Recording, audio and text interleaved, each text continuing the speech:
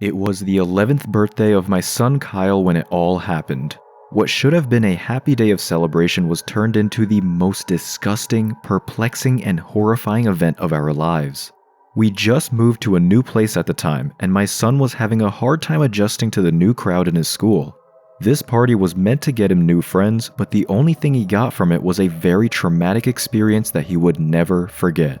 I was reassigned to the countryside, and I had to bring my family with me. We got a decent house where the surrounding was peaceful and quiet. Since my son was still sad for leaving his former friends behind, my wife Stella and I had decided to make his birthday celebration a little special. Kyle was fond of sweet milkshakes, and the most recent one that he grew a liking to was this purple-colored shake from a fast food chain. It was basically a vanilla drink mixed with berries, and it was specifically endorsed by a purple mascot. Personally, I find this character quite disturbing. He was an ambiguous big blob with big dopey eyes and short extremities. His image alone was more akin to a villain from a campfire horror story rather than an adorable character from a well-known establishment, but my son loved him. As a surprise, we hired the mascot to appear in Kyle's birthday and serve his signature drink. I made reservations a week before Kyle's birthday to make sure that the mascot would be ready and arrive on time. Right from the beginning, I was already displeased since he was hours behind. I was quite frustrated and called the branch several times, but they kept on saying that the mascot had already left an hour before the designated schedule. It was supposedly a surprise, but we eventually told the kids about it so they wouldn't leave. We had to cook more food than we previously planned while we were stalling for the mascot, and we could see that the kids were starting to get bored. A couple of hours later, a food truck finally showed up in front of the house. For some reason, the truck's sides and tires were covered in mud. There were also dents and scratches on the rear and at the front. He parked right beside the tables in our yard and where the kids were. The concession window opened and a mascot waved at them. Luckily, the costume and the contents of the truck were fine. I asked the guy in the suit if he was alright, and he just gave me a thumbs up with his short arms without saying a single word. I wanted to complain to him for arriving so late, but I didn't want to cause any more delay. It was about to get dark, and the kids had to go home soon. I wanted them to have the shake so I could at least get my money's worth. In all honesty, I also felt quite uncomfortable talking to a purple mascot while staring at his big eyes. Besides, it looked like he had gone through hell before he got to our house. Ironically, this expressive statement was more accurate than it needed to be. Despite of arriving so late, the children were quite delighted with the mascot and the drink. His banged up truck was quite unsightly for a kid's birthday party, but I was glad that Kyle was happy. A berry-flavored vanilla shake with a mascot serving it had won them over. Everybody enthusiastically lined up to receive their shake from the mascot himself. Stella and I also had our share when everybody else was served. As we prepared some treats in the kitchen to accompany this purple drink, I could see the mascot looking over from his truck. Few minutes later, things just suddenly turned grim. The smiles on the children's faces had shifted into despair and revulsion. They started vomiting on the lawn while the others were screaming and crying in terror. While the chaos was unfolding, the mascot was silently still watching from the concession window of the truck. I was about to rush over the yard to check what was happening, but Stella also screamed and puked in the kitchen sink. I never had this particular drink before, so I didn't know what it should taste like. I thought that it tasted weird and had a metallic hint to it. With the strong food coloring and unhealthy amount of sugar, it managed to hide what it really contained until it was emptied to see what was at the bottom. I barely drank my share of this purple shake, but I swallowed a few chunks which I thought were small pieces of gels or crystals. Stella aggressively vomited when she finished the shake and saw a human finger at the bottom of the cup.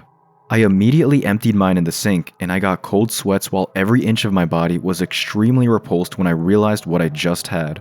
The metallic taste that I detected was the taste of blood mixed in the purple drink, and the chunks that I swallowed were ground pieces of human flesh. I felt hazy due to the absolute shock while this purple mascot was waving his hand from his truck as he was mocking us. Stella frantically called the police as I told the kids to get inside the house. This twisted bastard inside the mascot costume was in front of our house, and he made us consume human flesh. Needless to say, it was my first time to encounter such a sickening situation. I was unimaginably disgusted, extremely livid, but also profoundly terrified. With all of these overwhelming emotions rushing through me all at once, I was panicking and didn't really know how to react. However, I had to do something to keep my family and the other kids safe. I did not own a gun, but I had no choice but to threaten this sick criminal from escaping before the authorities could arrive. Children were bawling inside the house while I was shaking in fear. I brought a bat with me and slowly approached the truck. I was gagging as I passed by the cups on the tables which the children drank. I saw an eyeball, a piece of tongue, chunks of hair, a few teeth, and other mutilated body parts. There was a lot of shredded flesh as if they were ran in a blender. Stella was telling me to get back inside the house, but I felt like I had to stop this criminal from escaping. A twisted person who could commit such a horrendous crime would be extremely dangerous. I yelled at him and said that we already called the police and he should not try to run away. I also told him not to do anything brash or I would hit him with my bat. But despite of all the threats and warnings, this mascot just stood still behind the concession window and remained completely unfazed. With that fake imprinted smile and large dopey eyes, I felt more nervous not knowing what this person inside the costume was thinking. While I stood a few feet away from the concession window, he waved at me by holding an amputated human arm that was dripping with blood. The foul humor of this sick psycho caught me by surprise. I could no longer hold it in, and I vomited right there and then. I took my eyes off him for a second when I puked, and he suddenly disappeared from the window. Completely horrified to what he might do next, I ran back to the house as fast as I could. It was then when I realized how foolish my actions were. With a knife in his hand, the mascot walked towards the door and casually knocked. The children were crying and screaming. Stella held a kitchen knife, and I tightly gripped my bat. My heart was pounding so fast, I couldn't even stand still since I was shaking in fear while Stella kept on yelling at this purple psycho to go away. A few moments later, we saw him walking back to his truck. We thought it was over until he returned again with a sledgehammer. He began to strike the door down. Through the cracks that he made, I could see him swinging. The sight of this purple fiend trying to break through our house had elevated my fear even further, and I started screaming as well while Stella began to cry. Fortunately, 3 cops finally arrived and rushed towards the criminal with guns in their hands. They authoritatively ordered him to put the sledgehammer down and get on the ground. The mascot stopped and just stood there for a few seconds, and then he aggressively charged towards the officers. They immediately opened fire while backing away, and the mascot fell on the ground after receiving multiple shots. They cautiously walked towards him while reporting what happened through their radios. However, the purple menace wasn't done yet. The mascot suddenly got back on his feet when the officers were within his reach. He swung his sledgehammer and struck one of the officers right in the head. His head busted open from the devastating impact, and he instantly died.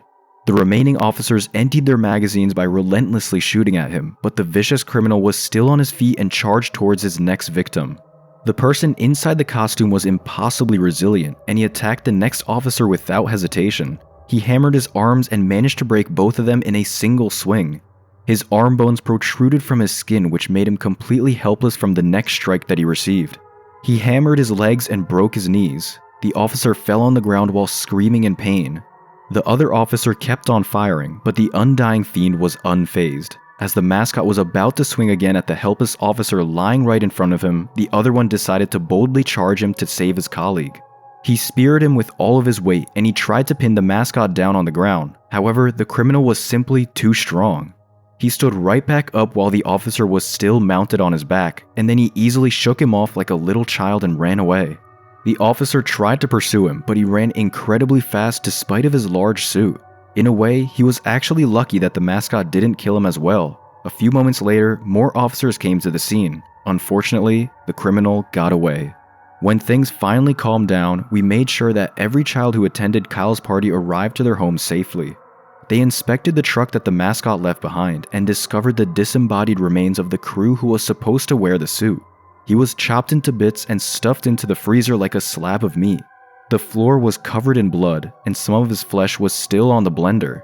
Based on what I saw, he could have broken through our door if he really wanted to, but it seemed that this unidentified murderer was enjoying the sight of his victims cowering in fear. Upon further investigation, the officers couldn't find a plausible reason for his crimes. He served to us the body of a poor victim simply for the fun of it. The mysterious psycho in a suit of a fast food chain mascot was still on the loose. Without any leads, they had no idea where he might be, who he really was, or when he might strike again. The officers assumed that it might have been a strong and agile man with a bulletproof vest inside the mascot, but he should have been at least slowed down from the numerous bullets he took during the encounter. They didn't even draw a speck of blood from him. If I didn't know better, I might even question if he was a human at all.